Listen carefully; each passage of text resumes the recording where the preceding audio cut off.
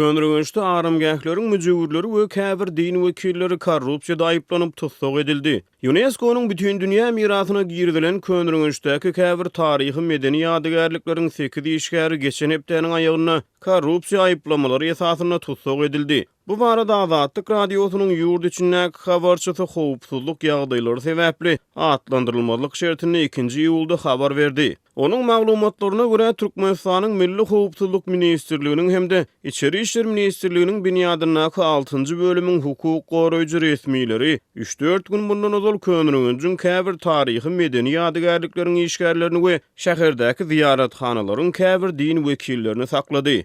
Bu taryhy ýadygärlikleriň hataryny halk arasynda 360 öwliýa ýa-da Şikevir ata ady bilen giňden tanalýan Nezmiddin Kübra adly taryhy şahsyň aramgähiniň hemde Gutluw Temurun meşhur taryhy minarasynyň gapdalyna ýerleşýän we halk arasynda Gara Gapy baba ady bilen giňden tanalýan Seýid Ahmed Işanyň aramgähleri bar. Saklananlaryň hataryny halk arasynda 360 pir adlandyrylýan ziyarethananyň ýol başçysy we 2 müjewiri şeýle-de Gara Gapy baba we Necip baba adlary bilen tanalýan ziyaretkhanalaryň müjewirleri hemde şäherdäki taryhy medeni gorowhananyň işgärlerinden ibaret jemi 8 adam bar. Girlinlik şertlerine çıkış edýän ýurt içindäki habarçymyz häkimiýetleriň Könrüňüň mescidini hem güýçli barlaýanyny aýdýar.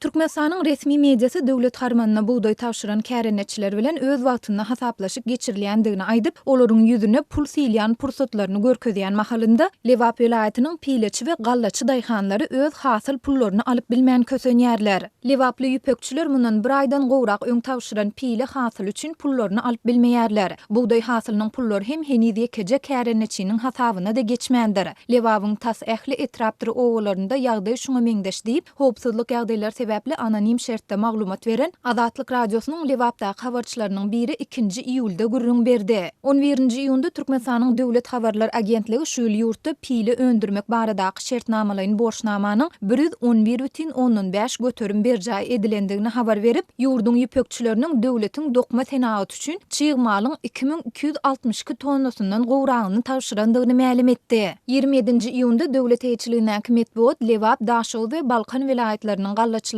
hasabat bermek bilen Türkmenistanyň buğday planyny hem doldurandygyny habar berdi we ýurt boýunça jemi 1.600.000 tonnadan gowrak adyklyk gallanyň harmana tawşyrylandygyny aýtdy. Mundan öň 25-nji ýylda Ahal vilayatynyň 26-njy ýylda Mary vilayatynyň buğday planyny dolandygy habar berildi. 26-njy ýylda Türkmen telewizionynyň video maglumatlarynda gow geýnüwli kärenetçileriň öz zähmet haklaryny maňlaýa silip alışlary görkezildi. Ýöne Lewabyň dürli etraplaryndaky daýhanlaryň onlarçasy bilen söhbetdeş olan Azatlyk radiosynyň habarçysy bu görkezilenleriň hakykata gawat gelmeýändigine, daýhanlaryň hasyl pulunyň haçan beriljekdigi barada resmilerden takyk maglumat almak synanşyklarynyň hem häzirlikçe netije bermeýändigini aýtdy. Gal bersede Azatlyk radiosynyň Lewapdaky we Daşowdaky bir-birinden garaşsaz habarçylary bu ýyl buğday hasylynyň geçen ýyldakydan gowy, bereketli bolandygyny aýdýarlar. Ýöne bu vilayatlaryň galla plan borçnamasyny dolandygy baradaky habaryň hakykatdan sehel daşdadygyny belleýärler. Daşowdyň ýaşaýjylary mobil telefon aragatnaşygynyň hili we bahasy bilen bagly birnäçe problemanyň ýüze çykanlygyny habar berýärler. Azatlyk radiosynyň habarçysy bu ýagdaýlaryň jekmejekleri bilen gyzyklandy. Onuň sözlerine görä häzirki wagtda regionyň ençeme ýerinde şolsanda şäherde we etraplarda telefon gepleşigi gyzky wagtda ençeme gezek kesilip durýar. Daşow şäherinde we etraplarda alternatyw aragatnaşygy kadaly işlemýär. Her minutda 10-15 sapar ketilýär diýip habarçymyz 2-nji ýylda habar berdi. Onuň sözlerine görä mobil aragatnaşygynyň hiline degişli şikayetler alternatyw aragatnaşyk gulgamynyň müşterileri tarapyndan edilýär. Türkmenistandaky habarçylarymyzyň sözlerine görä, soňky günlerde mobil telefon aragatnaşygy Balkan we Ahal vilayatlarynyň birnäçe ýerinde hem kemçilikli işläpdir.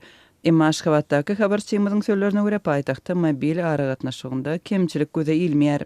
Daşow, Balkan we Ahal vilayatlarynyň birnäçe ýerinde mobil aragatnaşygynyň hiliniň yaramazlaşmagy barada habarçylarymyzyň berýän maglumatlary bilen baglylykda alternatyw aragatnaşyk kampaniýasynyň özünden resmi görnüşde kommentariýa alyp bolmady.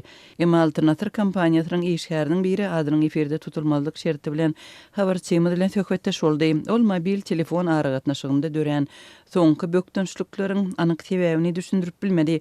Ýöne geçmişdäki tejribelere görä muňa dürli ýagdaýlaryň sebäp bolup bilýänligini belledi.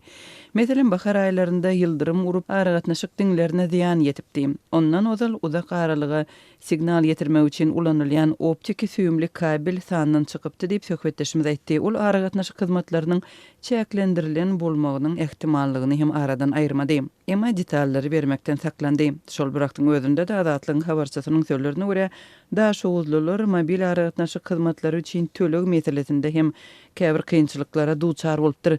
2 aý bäri aragatnaşyk kompaniýasy müşterileriň puluny tutup galýar. Hataba 50 manat goýulsa adyndan 25 manady hataba geçmeýär diýip habarçymyz aýdýar. Türkmenistan öz mobil aragatnaşyk ulgamynda dünýäde iň pes tizlikli we pes hili hyzmatlary hödürleýän ýurtlaryň hatarynda agdalýar.